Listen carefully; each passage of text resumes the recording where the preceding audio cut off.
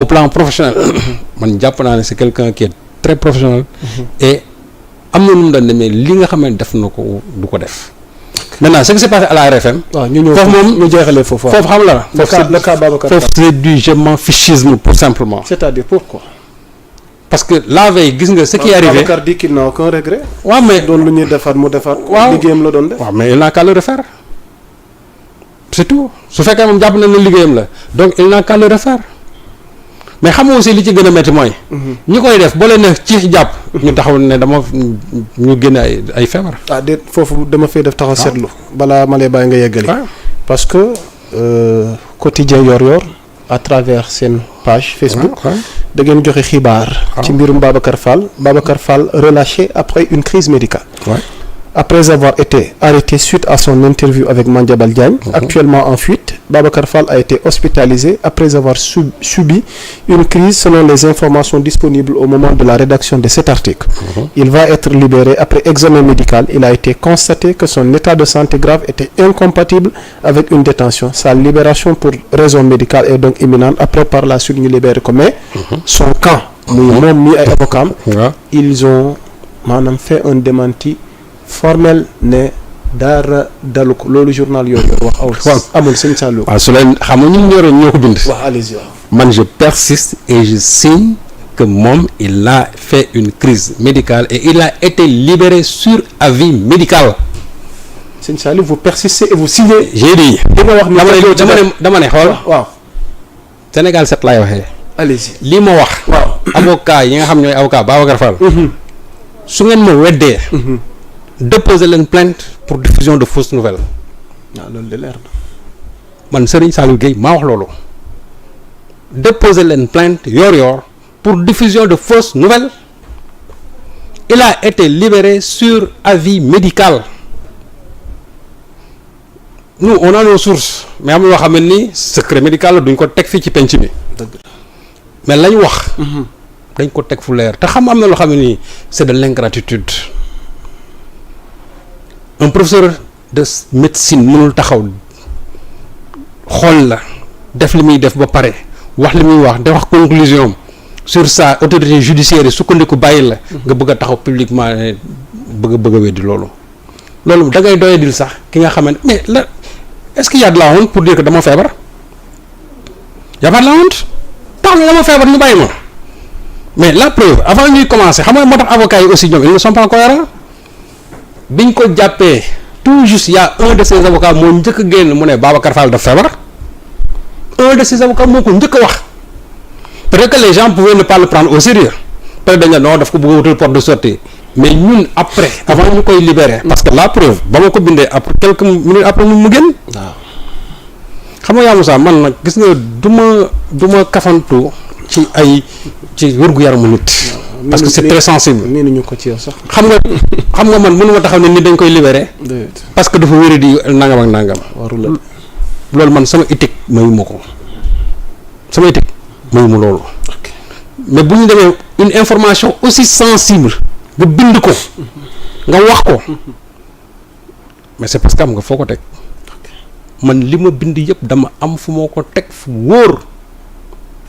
Yoor-Yoor li ñu bind dañu am fu wóor foo xam ne fa lañ ko teg ku mu neex nga taxaw ci rajo yi nga weddi mais ku ci toog ci ruux di nga xam ne la ma wax la Yoor-Yoor wax xam nga ne loolu mooy dëgg parce que ñu bari sax xam nga boo xoolee patriotes yi ñenn ñi pour ñoom loolu ce n'était pas une bonne nouvelle te dinañ ko bàyyi tuuti mën nga ma mayaale une Yoor-Yoor bi à titre illustratif interview d'un fugitif quand la liberté d'informer tourne à la défiance judiciaire ma bàyyi la nga yeggal donc tey bu fekkente ne dañ ko libérer sur avis médical pour man y a pas de honte man suñ ma jàppoon bàyyi ma parce que dañu wéruma mais suñ gën a mën a non man wéruma wala le problème dans ça doy na wax mais pour montrer que ne en réalité donc léegi xam nga avocat bi lu ñu waroon wax donc nañu wax lan moo tax ñu bàyyi ko man foofu laa lay xaar c'est-à-dire que ñoom lañu wax donc ñoom avocat yi lan lañ fa lay ba ñu bàyyi leen ba ñu bàyyi ko dañ ko wax waaw loolu man de ma xool maa ngi leen défier waaw xam nga avocat yi dañuy wax waaw man défier naa leen ci terrain boobu kon leer na te bu leen neexee ñu ñëw ñu toog ma toog ñu xool ndax li ñu wax ñun ndax c'est sur avis médical wala sur avis médical. loolu leer na seen Saliou. dama ne Yaa Moussa maa ko wax. je persiste et je signe qu'il a été libéré sur avis médical ku fi wax leneen wax nga lu la neex. ok loolu mooy dëgg. ok pour que mu leer. defe naa waaw loolu leer na soxna tuuti. waxtaan wi de dox di wéy ak l'incontournable Serigne Saliou Gueye di leen niiwaat yéen ñiy doog a dabee ci sunu décryptage de l'actualité di leen bàyyi xel yéen ñi safoo Sénégal 7 l'actualité à temps réel alors Serigne Saliou vite fait sa décryptage sur le cas Ahmed Ndoye garde à vue prolongée ba altine kàddu yi mu yëkkati ba mu yóbbee ko tey kaso ba ñu prolongé garde à vue bi tey foofu mën na def taxaw seetlu waaye bu jàllee sa njàngat ci mbirum Ahmed Ndoye il faut tey en tant que doyen peut-être nga baaxee ñu sa njàngat ci phénomène gi ni assister léegi ci plateau yi ku jug ne chroniqueur la lu la neex wax wala souvent di wax ay dérapages yoo xamante ni tamit il y va de la responsabilité aussi des médias parce que souvent ki wax la ñuy jàpp fi mu waxee ñoom ñooy dagg extrait bi ñoom ñoo koy def seen chaîne ñoo ciy amee ay vues. moom laa la xam nga les grands responsables mooy ñi nga xamante ne ñooy animer émission yi nekk ci site yi. parce que chroniqueurs yi.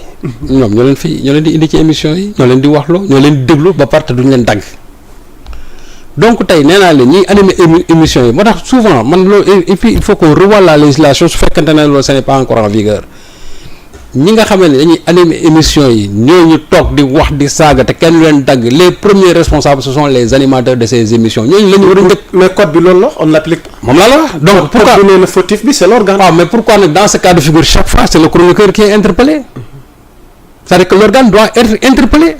Ahmed Ndoye fu ñu ko wooyee ka toogoon ba muy wax waxam ñu ñàkk teggin jooju kooku ci boppam dañ ko war a dañ ko man j'aurais compris mu wax ko mu rëcc waaj ne ko ah loolu de ñun ñoo ngi ci jégalu ci kàddu yooyu nangam ak nangam noonu Ahmed bul waxati loolu mais da nga toog di ko déglu muy wax lu tegginawul te mu wóor na ne yow loolu ngay toog di wax Sonko yow wóor na ne doog wax sa waajur loolu aussi nañu wax ne dëgg man je peux être mën nga être critique contre Sonko ñoom Sonko defuñu fi dara seen wax dafa bari nangam bañ fi ñëwee ba léegi ils n'ont rien réalisé tant que tu es dans ce domaine mais su fekkee ne léegi c'est des jugements personnels subjectifs foofu tu n'es plus dans la chronique tu es dans l'invective tu es dans l'anathème tu es dans l'insulte tu es dans l'injure c'est-à-dire que loolu sa rôle chronique da nga ko jéggi maintenant le problème qui se pose c'est quoi c'est que ñooñu aussi comme ni nga waxee rek ku jóg ne chroniqueur la bon finalement ñiy chroniquer sax demander leur xam nga yéen invité chroniqueurs yi man j'aurais bien compris ngeen beneen chroniqueur mu ñëw rek nga ne ko mais